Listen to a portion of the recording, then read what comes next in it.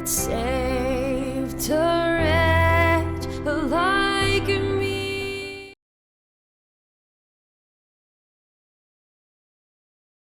Goeiedag. Ons kyk weer na die goeie nuus van Jesus Christus, dit wat gekom het vir elke mens, bykans 2000 jaar terug. Nuus is baie belangrik as ons gaan kyk na die evangelie. Lukas 16 vers 16 sê die wet was tot op Johannes, daarna word die evangelie van God verkondig. Die goeie nuus, dis wat die evangelie beteken, is die goeie nuus. Die goeie nuus van God verkondig en almal dring met geweld daarin. Dit is so belangrik dat ons weet dat die mens is so gemaak dat hy reageer op 'n werklikheid van dinge wat goed is. Daarom skryf Paulus byvoorbeeld in Filippense, dan praat hy telkens daarvan, van die begin af, gaan kyk bietjie hoeveel keer praat hy daarvan, verbly julle, ek herhaal, verbly julle, want geloof is so afhanklik van blydskap as 'n vis van water, en dit is waarom dit so belangrik is dat 'n mens ook gaan kyk, byvoorbeeld na Romeine 10 vers 13, wat hy aan praat, elkeen wat die Here aanroep sal gered word, dan praat hy, hoe kan hulle in iemand glo van wie hulle nie gehoor het nie, hoe kan hulle hoor as daar nie iemand is wat preek nie. Hy sê, hoe lieflik is die voete van hulle, wat die evangelie van die goeie verkondig. Die goeie boodskap, die blye boodskap, die goeie nuus. En dan besef 'n mens dat die mense dit nou vertel, hoe die ouens in die vroeër tyd, as hulle oorlog gemaak het, het hulle nou gekyk na die een wat daar op die bult sit, en as hy nou afgehardloop kom, en hy is opgewonde, en hy spring op en af, en weet hulle die oorlog is gewen. En dit is blydskap, en dit is vir ons so belangrik. Hy sê, want so lief het God die wêreld gehad, dat hy sy enige gebore seun gegee het. Mense, dit wat ek in my lewe, dit wat my eintlik aan die einde van my lewe gebring het, is wat ek probeer het om te verbeter, en probeer het om 'n beter mens te word. Ek is regtig, ek is deur baie dinge, ek wil nie elke keer dit noem nie, wil nie oor myself praat nie, maar hoe ek gesit het, waar ek elke keer hierdie verlange gehad het om net beter te wees en beter te presteer, en as ek die skrif lees, dan sien ek gaan dit in elk geval mis, en ek vir die Here gesê het, Here, waarom moet ons aangaan? Hoe lank moet ons aangaan met hierdie ding? Maar toe, glad nie in 'n arrogansie nie gekom en gesê, Here, as daar iets is, wys dit vir my. En ons kom by hierdie werklikheid van die evangelie uit, en dit is iets wat in my is, wat my bly maak, wat my opgewonde maak. Mense, dit is baie belangrik dat ons gaan kyk na dit. En dan kyk ons na 'n skriffies, ek het nou vorige geleentheid gepraat oor Romeine, ken ons vers 28 vir Romeine 8, hy sê, en ons weet dat vir hulle wat God lief het, alles ten goeie meewerk, vir hulle wat na sy voorneme geroep is. Want ons praat baie daarvan, dat alles werk ten goeie mee, maar dit is baie belangrik, maar hoekom werk dit ten goeie mee? Het ons die volgende versie ook gelees, wat sê, want die wat hy van tevore geken het, hy ook van tevore verordineer om gelykvormig te wees aan die beeld van sy seun, gelykvormig te wees, sodat hy die eersgeborene kan wees onder baie broeders. En as jy dit verstaan, dat Jesus Christus het gekom om sy lewe vir ons te gee, dis baie belangrik, mense, en dit is waarom die skrif sê, soos wat hy is, so is ons in hierdie wêreld. As he is, so are we in this world, is Johannes 4 vers 17. Maar ons moet verstaan, want dit is die rede vir die blydskap. Die blydskap is nie dat ek uiteindelik dit reg gekry het om 'n goeie mens te wees nie, want die natuurlik is of jou drop net nou. En dit is wat die werklikheid is. Die goeie nuus is dat God het alle mense in Christus gesit. Christus het vir alle mense gesterf, en na 3 dae staan hy op, en hy gee vir elke mens 'n nuwe lewe, naamlik sy lewe. Dit wat hy vir die mens gegee het. Nou sit ek en dink daaraan dat ons het al gehoor van die gesegde wat sê, Jesus Christus was nie 'n voorbeeld vir ons nie, hy was 'n voorbeeld van ons. Want die hele skrif gaan oor Jesus Christus. Van die Ou Testament af gaan dit oor Jesus Christus wat gebore sal word, wat hy kan doen. Jesaja 53, 'n lam wat geslag word, terwille van ons oortredinge. Jy sien, nou begin die skrif die ding, dit gaan oor Jesus Christus, Genesis 3 vers 15, vrou, jou saad gaan sy kop vermorsel.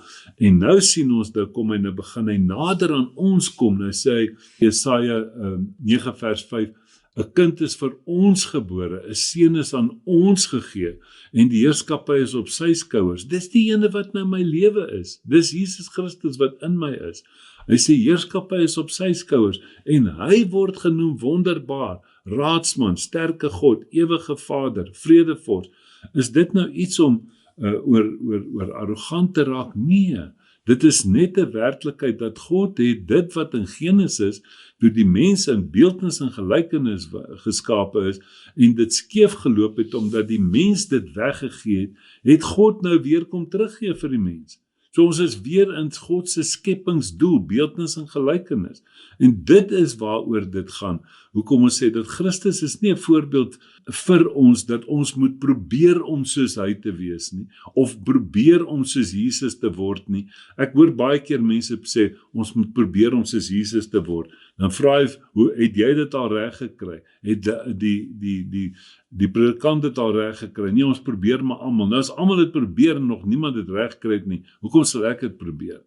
Nee, want Jesus Christus het sy lewe vir ons kom gee, en daarom is hy die eerste van baie broeders, en dit is daar die werklikheid vir ons. Dit is die geregtigheidsboodskap, die vryspraak. En ek dink as 'n mens dit kry, en jy kan dit werklik besef, wat 'n groot voorreg is dit, sal die eerste skrifgie seker wees wat elke mens sal aanhaal en vir mense sal vertel, is die skrifgie wat van die Ou Testament afkom, Habakuk 2 vers 4, Romeine 1 vers 17, Galasiërs 3 vers 11, Hebreërs 10 vers 38, kom ons lees hom gou hierso. Hy sê, ek gaan Romeine 1 vers 16 aflees, hy sê, want ek skaam my nie oor die evangelie. Kyk, daar kom die woord, die evangelie, die goeie nuus van Jesus Christus nie, want dit is 'n krag van God tot redding vir elkeen wat glo. Eerste vir die Jood en ook vir die Griek. Vir elkeen wat glo. Dit is 'n geskenk van God, wat jy moet dit net glo. Selfs Johannes 16 vers 9, dan sê Jesus, wanneer die Heilige Gees kom, sal hy oortuig van sonde, geregtigheid en oordeel. Dan sê hy dubbelpunt, dan sê hy van sonde, omdat julle in my nie geglo het nie. Dis die sonde wat oorbly, is om nie te glo wat God in Jesus Christus gedoen het nie, toe hy almal in Christus gesit het, Christus vir almal gesterf het, die ou Adamiese ras tot niet gemaak het, en weer sy gees uitgestort het op alle vlees, soos wat beloof is, en wat ons dan in Handelinge lees. Nou sê hy, die evangelie van Christus is 'n krag van God tot redding vir elkeen wat glo, eerste vir die Jood en ook vir die Griek, want die geregtigheid van God word daarin geopenbaar, uit geloof tot geloof. Geloof is 'n oortuiging. God se oortuiging word my oortuiging. God was 100% oortuig in dit wat hy gedoen het. Maar nou moet dit my oortuiging word. Hoe word dit jou oortuiging? Geloof kom deur die gehoor, gehoor deur die woord van God. Die oomblik as jy dit hoor, en jy hoor dit, en jy hoor dit weer, dan word dit naderhand vir jou oortuiging, soos wat jy in graad 1 gelees het, leer het, 1 + 1 is 2.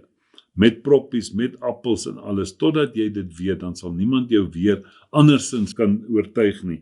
Dan sê hy, geopenbaar uit geloof tot geloof, soos geskrywe is, maar die regverdige sal uit die geloof lewe. Wat beteken dit om uit die geloof te lewe? Met ander woorde, die geloof is dan 'n bankrekening waaruit jy trek. So alles wat jy nodig het, met ander woorde, Jesus sê self vir hulle, julle kry nie, omdat julle nie vra nie. Nou wat vra jy by God? Die vraag is eintlik, jy doen navraag.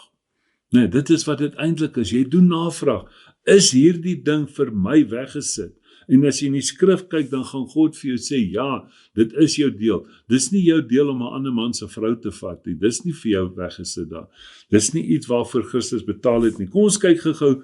Ek wil gou-gou kyk, ek het op 'n stadium daarvan gepraat, dat ek wil kyk na die eerste brief wat Paulus geskryf het vir die verskillende gemeentes, Romeine, Korintiërs, Galasiërs, Efesiërs, want in die begin dan sê hy vir hulle baie, baie belangrike goed.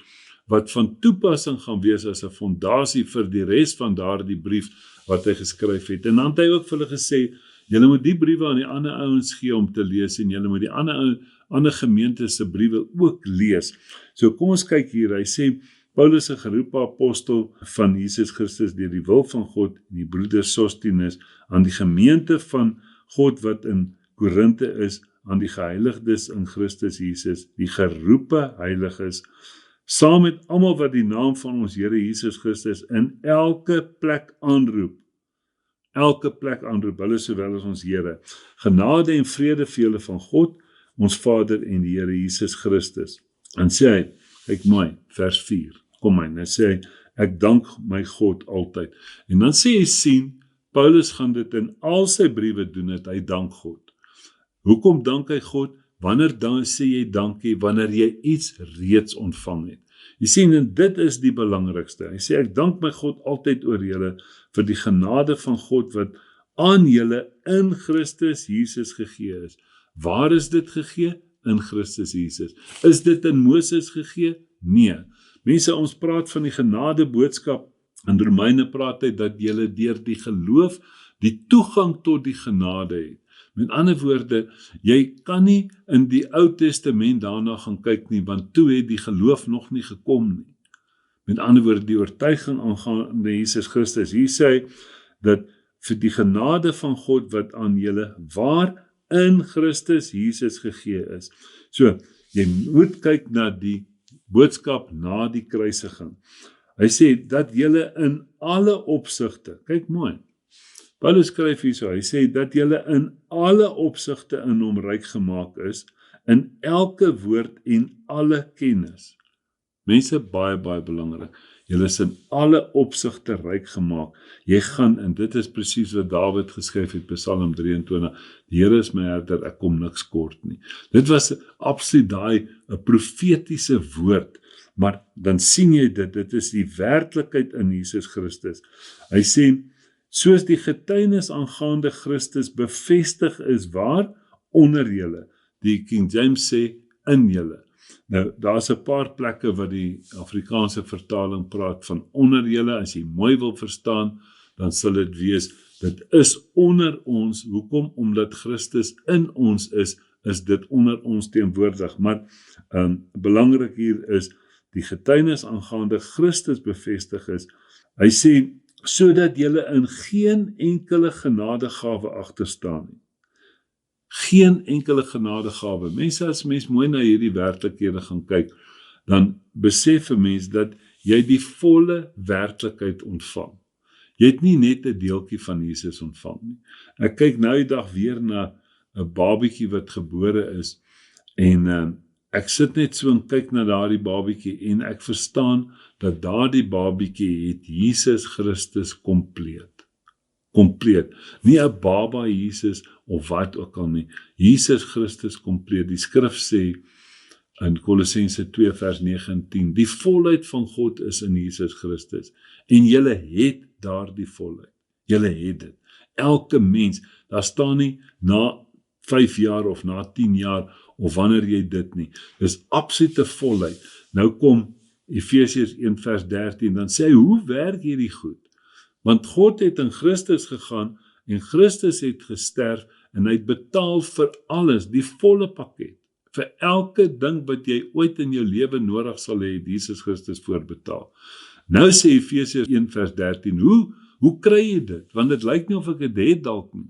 Hy sê, in wie julle ook, nadat julle die woord van die waarheid, nie die woord van die wet of die woord van Moses nie, die woord van die waarheid, Jesus sê, ek is die weg, die waarheid en die lewe. Toe jy die woord van die waarheid, die evangelie van jou redding, na die kruisiging, die evangelie van jou redding, toe jy dit gehoor het, en dit jou eie gemaak het, toe jy dit geglo het, word jy verseël met die belofte van die Heilige Gees. Mense, en dit is so belangrik. Nou sê hy, word jy verseël met die belofte van die Heilige Gees. Met ander woorde, 'n verseëling is dat niks kan inkom nie, niks kan uitgaan nie, jy's verseël. Ons weet mos nou wanneer hulle jam maak in sy klas, dan seël hulle hom met was bo op. En dis so belangrik, dat ons nie weer in veroordeling kom en sê, nou moet ek Christus op my, of wat, of iets van die aard, of ek moet nou 'n groter werklikheid kry, of ek moet by die volheid, nee, die volheid is reeds in jou. Dit is die openbaring van Christus in julle, Kolossense 1 vers 26-27, maar dat jy tot 'n volle ontdekking daarvan moet kom, dit is die werklikheid. So al hierdie goed, geregtigheid, heiligheid, verlossing, wysheid, liefde, alles is geskenke wat God in Christus in ons harte uitgestort het, maar dit word net joune die oomblik as jy dit joune maak. Maar wanneer jy sê, ek gaan hierdie een vat, maar nie hierdie een nie, die een wat jy nie wil hê nie, sal nie joune wees nie. Ons praat altyd daarvan, ons sê, jy's 'n beeldhouer van jou eie beeldhouwerk, dan weet jy, daar sulke beelde wat hulle het, wat nie arms het nie, vrouens wat nie arms het, en daai goed het julle dit al gesien. So as jy 'n beeld maak, en jy wil nie 'n arm hê nie, en jy kap die arm af, gaan dit 'n baie mooi beeld dalk wees, maar hy gaan nie arm hê nie. In ander woorde, dis wat die skrif vir ons hier sê, wat Paulus vir ons sê, moenie nou deur elke wind van lering gaan nie. Efesiërs 4 sê daar, as hy praat van die 5voudige bediening, hy sê, totdat jy kom tot die volheid van Christus, tot 'n volwasse man, tot die volle mate van Christus. Ons moet tot die volle mate van Christus kom. Hy sê, sodat jy nie weer deur elke wind van lering heen en weer gewaai word, nou is dit, nou is dit nie meer dit nie. Nee, mense, hy sê, sodat jy in geen enkele genadegawe agter staan nie, terwyl jy wag op die openbaring van ons Here Jesus Christus. Nou sien jy daai openbaring van Jesus Christus, is alles was verborgenhede. Efesiërs 1 gee dit vir jou baie mooi, dit was verborgenhede en nou is dit uit, met ander woorde, nou word dit openbarings. Nee, so wanneer hierdie werklikheid van Christus in jou geopenbaar word, met ander woorde, Paulus skryf dit anders en hy sê, in Galasiërs 4, hy sê, ek is in barensnood totdat Christus in julle gestalte vind. In ander woorde, daai werklikheid van Christus wat reeds daar is, die oomblik wat dit vir jou, daai openbaring van jou uitkom, dan sien jy daar, hy sê, wat julle ook sal bevestig tot die einde toe, om in die dag van ons Here Jesus Christus onberispelik te wees. Mense, dis baie, baie belangrik, sodat ons daai werklikheid sien. Nou, kom ons en ons gaan kyk, dit is waar die evangelie trek. Dit is nou uit. Paulus skryf telke male, dit wat vir eeue en geslagte verborge was, maar nou geopenbaar is. Petrus skryf het, 1 Petrus 1 vers 18-20 sê, julle is nie gered deur silwer en goud nie. Hy sê, maar dit was voor die grondlegging van die wêreld, maar nou gemanifesteer. So dit is daardie werklikheid, dit het gemanifesteer, Jesus Christus was op aarde, Galasiërs 3 sê dat hy was afgeskilder voor ons as gekruisig, ons het dit gesien, ons kan dit in die skrifte sien, nou kom Paulus in vers 10 en sê, hoe is dit dat julle nou elkeen nog steeds verskillende dinge glo? Het Matteus 15 vers 6 nie gesê, julle maak die werk van God kragteloos deur julle tradisies nie. Ons bly, moenie in jou tradisie bly nie, kyk hier wat sê hy. Hy sê, maar ek vermaan julle broeders, in die naam van ons Here Jesus Christus, om almal eensstemmig te wees, en dat daar geen skeringe onder julle moet wees nie, maar dat julle verenig moet wees in dieselfde gesindheid en in dieselfde mening. Mense, ons kan nie vir mekaar verskil as ons dieselfde boek gebruik nie. Hoe is dit dat ons dieselfde handleiding gebruik, en daar's oor 3000 verskillende denominasies. Maar elke voertuig kom uit met sy eie handleiding, maar ons het een handleiding. Dit is nie 'n werklikheid nie. Paulus skryf weer eens, Efesiërs 4, dat ons moet tot 'n eenheid kom, want daar's net een God, een Vader, een Jesus Christus, een Gees, een doop. Alles is daar net een. Hoe kry ons dit reg dat daar skeringe? Dis nie 'n werklikheid nie. Hy sê, om almal eensstemmig te wees en dat daar geen skering onder julle moet wees nie, maar dat julle verenig moet wees in dieselfde gesindheid en dieselfde mening. Want dit is aan my deur die huisgenote van Cleo bekend gemaak aangaande julle, my broeders, dat daar twiste onder julle is. Ek bedoel dat elkeen van julle sê, ek is van Paulus, ek is van Apollos, ek is van Cephas, ander sê ek is van Christus. So Christus is maar 25%, hy is maar 1/4 van die werklikheid. Dit kan nie wees nie, Net verder aan 1 Korintiërs 3, dan sê hy, ek moet met julle weer praat, hy sê, want julle is soos klein kindertjies in Christus. Julle is in Christus, maar soos klein kindertjies. Hoekom? Dan sê hy, omdat daar verdeling onder julle is. Hy sê, julle wandel nou nie meer na die gees nie, maar na die vlees. Is ons veronderstel, as Christus ons lewe is, dat ons na Christus wandel, want hy is ons lewe. Nou wandel ons na die mens. Jy sien die probleem wat daar ingekom het. Nou kom hy, en hy begin met die antwoord vir die mens kom. Hy sê, vers 17, hy sê, want Christus het my nie gestuur om te doop nie, maar om die evangelie te verkondig, die evangelie, die goeie nuus. Nie met wysheid van woorde nie, sodat die kruis van Christus nie verydel mag word nie. Mense moenie probeer, hoekom wil jy probeer om die ding verskriklik in te kleer, as jy dit, kan jy dit beter sê as wat God het gesê het? Nee? En dit is hoekom dit belangrik is. Hy sê vir ons dat jy moenie kom met die woorde van menslike wysheid nie. Hy sê dit wel in die 2de hoofstuk weer. Hy sê, ek kom nie na julle toe met die voortreffelikheid van woorde of wysheid nie, en ek het my voorgeneem om niks anders te onder julle te weet nie as Jesus en Christus en hom as gekruisigde nie. Hy sê, hoekom? Hy sê, want as ek na jou toe kom met 'n mooi toespraak en ek bou jou selfbeeld op en ek het 'n motiveringsbediening en 'n motiveringspreek, dan motiveer ek jou, en as jou wiele afkom hier in die week, dan moet ek jou weer in stand hou. Hy sê, nee, ek gaan jou aan Christus vasmaak, en as jy ergens 'n probleem kry, gaan jy na hom toe. Hy sê, bring julle sorge na my, want ek sorg vir julle. Mense, is so belangrik, hy sê hier, ons moet nie die kruis van Christus verydel nie. Vers 18, want die woord van die kruis is wel dwaasheid vir die wat verlore gaan, maar vir ons wat gered word, is dit die krag van God.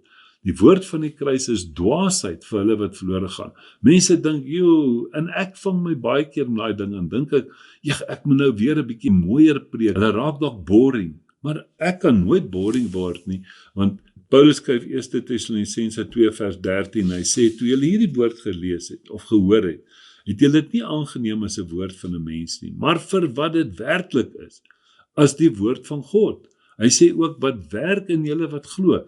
Hy sê, so hier is, God is besig om met ons te praat. Hoe kan dit boring wees? Jy sien, dit is waar die probleem is. Dis hoekom daar twiste is, dis hoekom daar verdelings is. Dis hoekom ons wonder, as ons na die eerste paar verse kyk van vers 4 tot 8, dan wens ons kan iets bykry, en ek kan hierdie gawe bykry en hierdie. Hy sê, nee man, jy het alles, jy het Christus kompleet. Maar hoe gaan dit werk? Die oomblik wat ons nie kom met woorde van menslike wysheid nie, en die kruis veredel nie, hy sê, want die woord van die kruis is dwaasheid vir die wat verlore gaan, maar vir ons wat gered word, is dit 'n krag van God.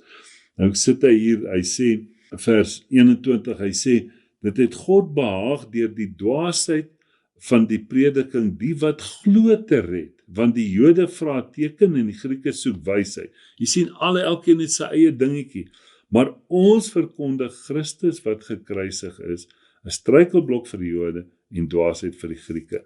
En dit is wat Paulus sê in die 2de hoofstuk. As ons by mekaar kom, die werklikheid van stigting is ons verkondig Jesus Christus in hom as gekruisigde. Nie Jesus Christus of die wet of wat ook al nie. Hy sê ons kom by mekaar en ons verkondig Jesus Christus in hom as gekruisigde.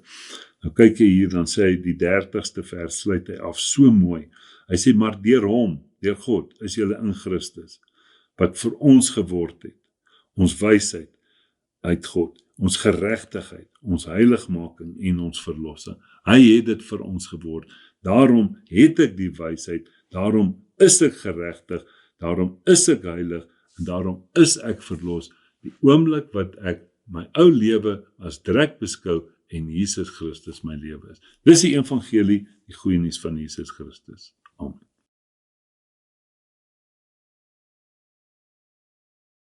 I'm found was blind, but now